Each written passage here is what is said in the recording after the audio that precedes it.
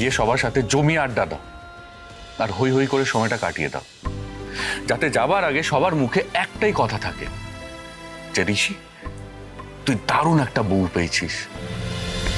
তুমি আর যা খুশি করতে পারতে, যে কোনো চাকরি, ব্যবসা করতে পারতে। আমরা ব্যবসায়ী পরিবার, আমি তোমার শ্বশুর মশাই তোমাকে নতুন কোনো ব্যবসা খুলে দিতাম। তুমি যে ব্যবসা বলতে আমরা সেই ব্যবসায় সাহায্য করতাম তোমাকে। আর বাকি রইলে ভবিষ্যতের প্রসঙ্গ।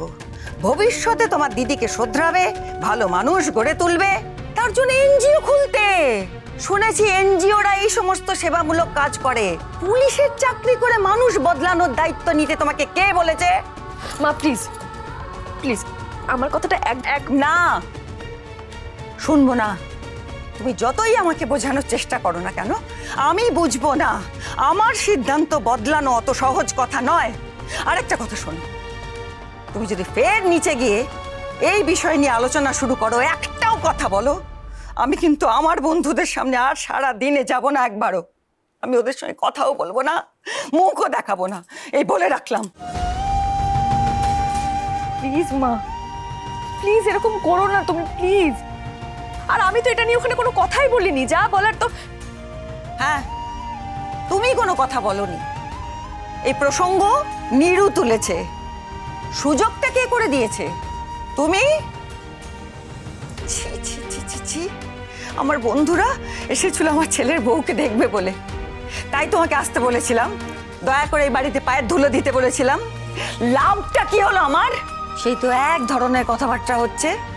এই নিহারিকা ব্যানার্জিরা না ওঁত পেতে থাকে আমাকে কথা শোনানোর জন্য, যার যা মনে আসছে প্রশ্ন করছে, যেসব প্রশ্নের উত্তর আমার কাছে নেই। আর আমাকে এই অসহায় অবস্থার মধ্যে ফেলেছো তুমি। মা কি মা? হ্যাঁ, কেন বলো তো?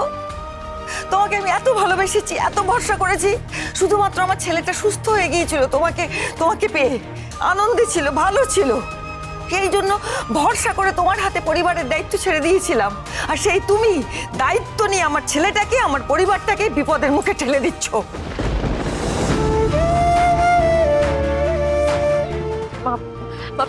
না, এই শোনো, তোমার বুঝি জানা নেই যে মেয়ে পুলিশে চাকরি করে তার বাড়ির লোক, আত্মীয় স্বজন, তার স্বামী, বাবা, মা প্রত্যেকে বিপদের মুখে পড়ে যায়।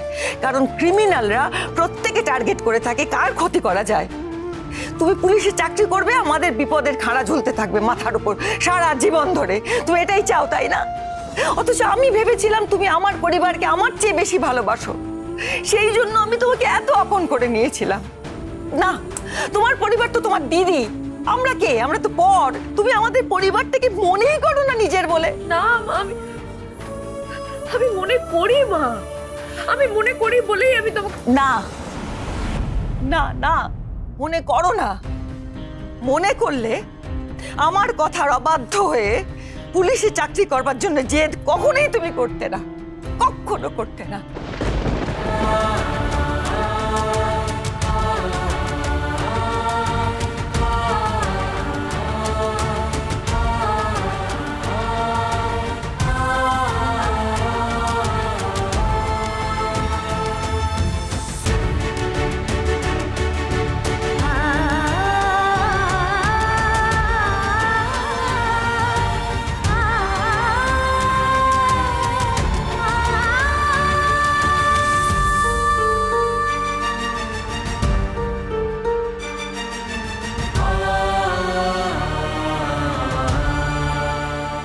মানছে না, কিছুতেই মানছে না মা।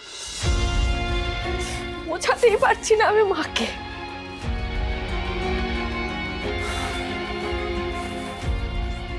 মানবে মা, ঠিক মানবে। তুমি বলেছিলে না যেদিন মা বুঝতে পারবে যে এই কাজটা তুমি সবার ভালোর জন্য করছো, সেদিন মা খুব খুশি হবে। আর এটা আমি বিশ্বাস করি। দেখো, মা ঠিক একদিন মানবে। শুধু নিজের কনফিডেন্সটা হারালে চলবে না। মা নিজের অভিজ্ঞতা দিয়ে ঠিক বুঝতে পারবে এই লড়াইটা তোমার জন্য কতটা ইম্পর্টেন্ট।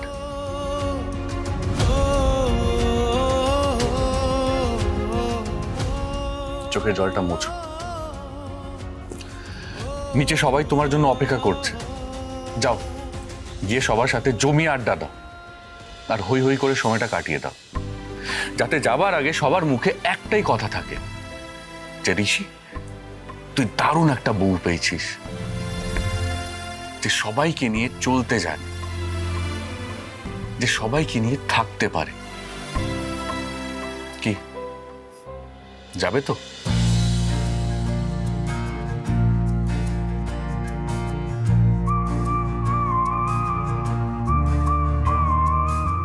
যাও।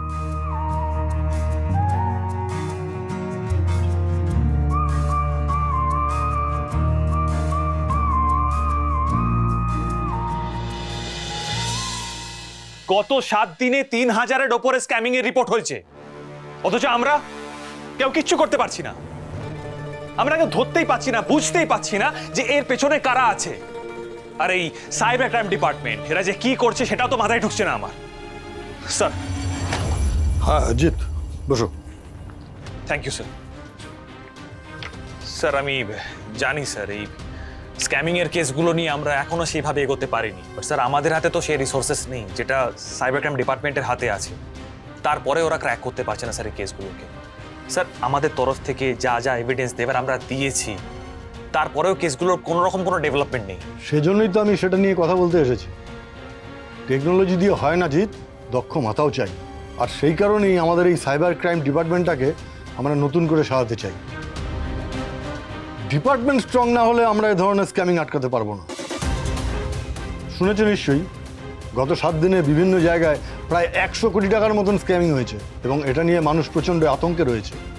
জানি স্যার। দেখো, যে কোনো সময় মানুষরা স্ক্যামিংয়ের শিকার হতে পারে। আমাদের আরও বেশি করে মানুষকে অ্যালার্ট করতে হবে, মানুষের মধ্যে সচেতনতা বাড়াতে হবে। স্যার আমি যখন পেরেছি যা পেরেছি আমার সমস্ত ইনফরমেশন আমি সাইবার ক্রাইম ডিপার্টমেন্টের সঙ্গে শেয়ার করেছি স্যার, বাট ওদের তরফ থেকে যদি কোনো এফার্ট না আসে। এফোর্ট তুমি দেবে। Sorry sir. মানে আগামী সপ্তাহ থেকে তুমি ওয়েস্ট বেঙ্গল সাইবার ক্রাইম ডিপার্টমেন্টের হেড হিসাবে জয়েন করবে। স্যার আমি নিজের মতন করে টিম বেছে নাও, তারপর তুমি কিভাবে এফোর্ট দেবে, কিভাবে কাজ করবে সেটা তুমি জানো। আমার শুধু রেজাল্ট চাই। আগামী 3 মাসের মধ্যেই পুরো নেটওয়ার্কটাকে আমি বন্ধ করতে চাই। এই মহারানী না কি বলছো, যাকে তোমরা এখনো পর্যন্ত ধরতে পারোনি? তার নাম ছাড়া তার অস্তিত্ব তো কোনো প্রমাণই পাওনি। কেন পাওনি সেটা আমি জানি না, তবে এখন তাকে ধরার চেষ্টা করো। 3 মাস টাইম আছে, এখন থেকে প্ল্যান করো জিৎ, ঠিক আছে? স্যার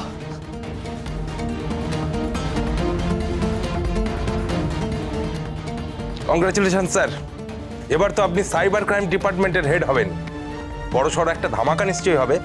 ধামাকা তো হবেই, আর এটা তো আমি চেয়েছিলাম। কিন্তু নিশা মিত্র, তোমার কি হবে? মহারানীর মুখোশ থেকে আমি তোমাকে টেনে বের করবই, আর তার জন্য যা যা করতে হয় আমি তাই তাই করব।